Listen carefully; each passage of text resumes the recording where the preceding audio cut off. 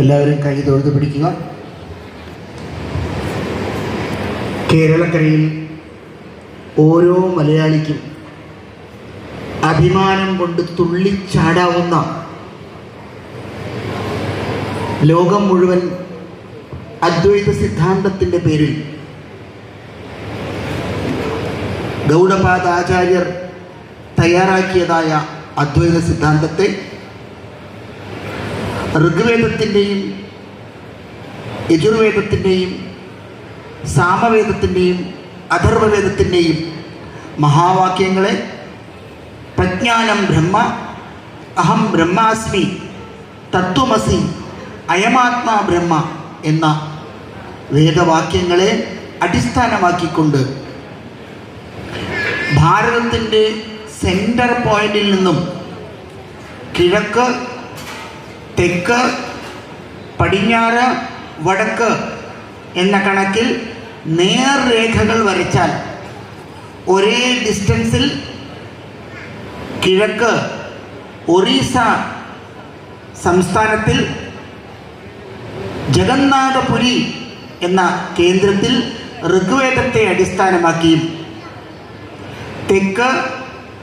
കർണാടക സംസ്ഥാനത്തിൽ ശൃംഗഗിരി എന്ന പീഠം യജുർവേദത്തിൻ്റെ അടിസ്ഥാനത്തിൽ ഇപ്പോൾ നേരത്തെ പറഞ്ഞ മണ്ഡലമിശ്രനെ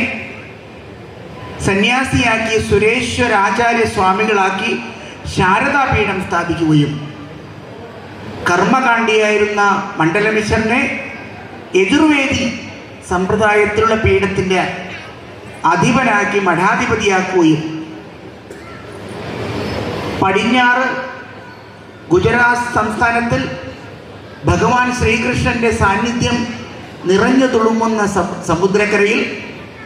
സാമവേദത്തിൻ്റെ അടിസ്ഥാനത്തിൽ തത്വമസി എന്ന മഹാവാക്യത്തെ ആധാരമാക്കിക്കൊണ്ട് കാളികാ മഠം എന്ന മഠവും സ്ഥാപിച്ച് വടക്ക് 4 പുരികളിൽ ഒരു പുരിയായ ബദരീനാഥിലേക്ക് പോകുന്ന വഴിയിൽ 60 കിലോമീറ്റർ ദൂരെ ജ്യോതിർമഠം എന്ന പേരിൽ ഇന്ന് ഉത്തരാഞ്ചൽ സംസ്ഥാനത്തിൽ സ്ഥിതി ചെയ്യുന്ന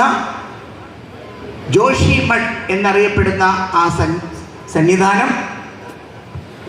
4-ാം വേദത്തിൻ്റെയും അടിസ്ഥാനമാക്കി 4 മഠങ്ങൾ സ്ഥാപിച്ച് പുരി, ഗിരി, തീർത്ഥ, വനം, സാഗരം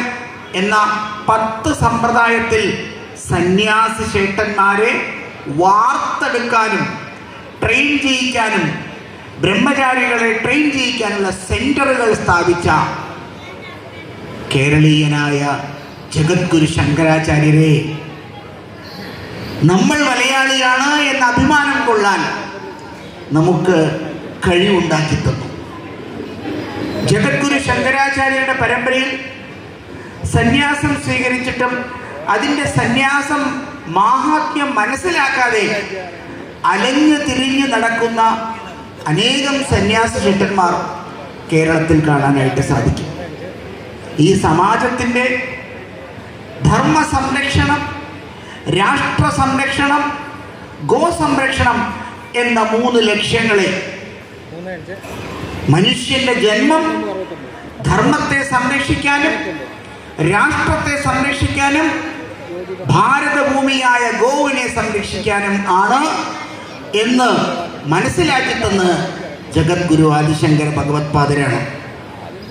പരമഹംസ പദവിയിൽ അദ്ദേഹം എത്തുന്നതിന് മുൻപ് ഈ 4 മഠങ്ങളും സ്ഥാപിച്ച് ഏതെങ്കിലും ഒരു മഠത്തിൽ ഹസ്താമലകാചാര്യൻ,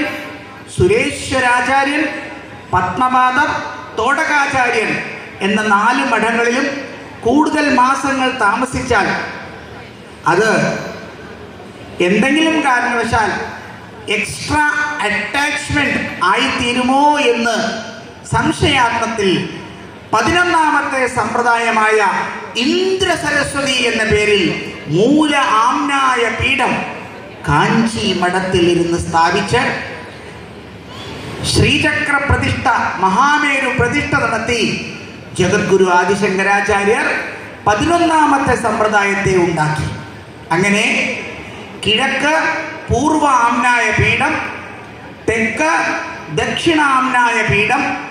പടിഞ്ഞാറ് പശ്ചിമാംനായ പീഠം, വടക്ക് ഉത്തര ആംനായ പീഠം, 5ാമതായി മൂല ആംനായ പീഠം എന്ന കണക്കിൽ 5 മഠങ്ങൾ സ്ഥാപിച്ച് 11 സമ്പ്രദായങ്ങളെ ഉണ്ടാക്കിയതിൻ്റെ ബലമാണ് ഭാരതഭൂമിയിൽ 3 കോടി സന്യാസി ചേട്ടന്മാർ തൻ്റെ അനുഷ്ഠാനങ്ങളും നിഷ്ഠകളും നടത്തി ജീവിച്ചു വരുന്നത്.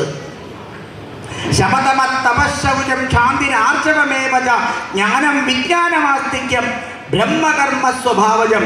എന്ന സന്യാസിയുടെ പൂർണ്ണമായ ലക്ഷണം വേദം പഠിക്കുക, വേദം പഠിപ്പിക്കുക, യാഗം നടത്തുക, യാഗം നടത്തിക്കുക,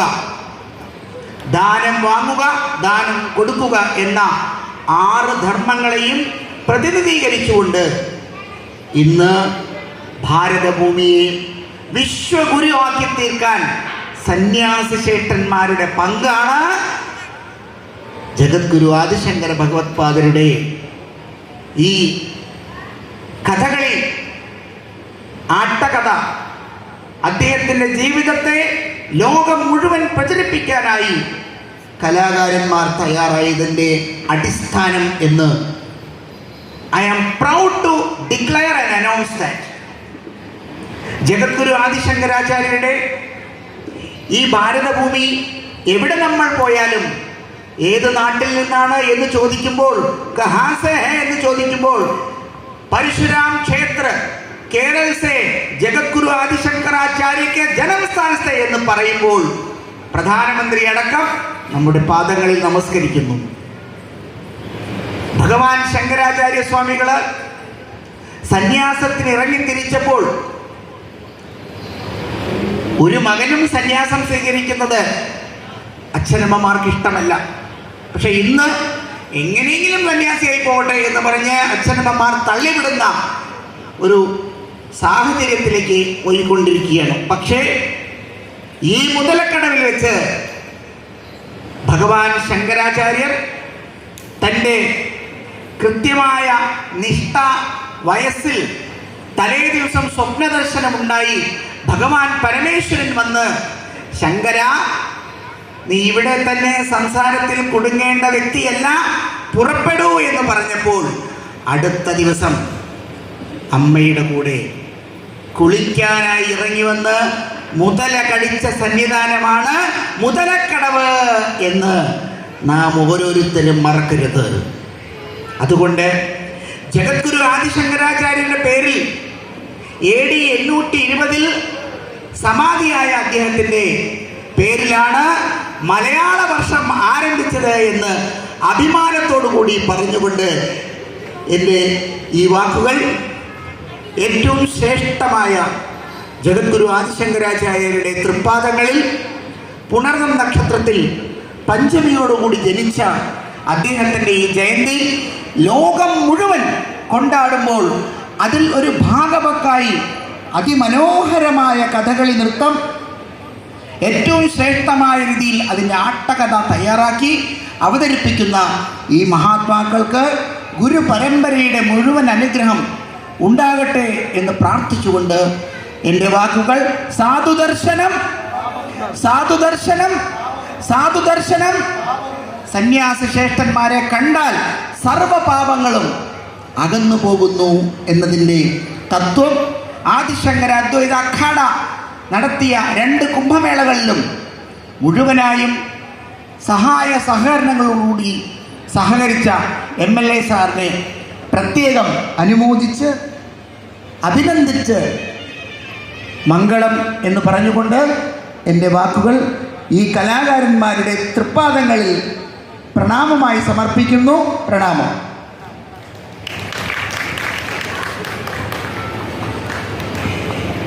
ബഹുമാനപ്പെട്ട MLA എത്തിച്ചേർന്നിട്ടുണ്ട്. നമ്മുടെ ട്രസ്റ്റിൻ്റെ ഔദ്യോഗിക ഉദ്ഘാടനം നിർവഹിച്ച് സംസാരിക്കുന്നതിന് അദ്ദേഹത്തെ ക്ഷണിക്കുകയാണ്.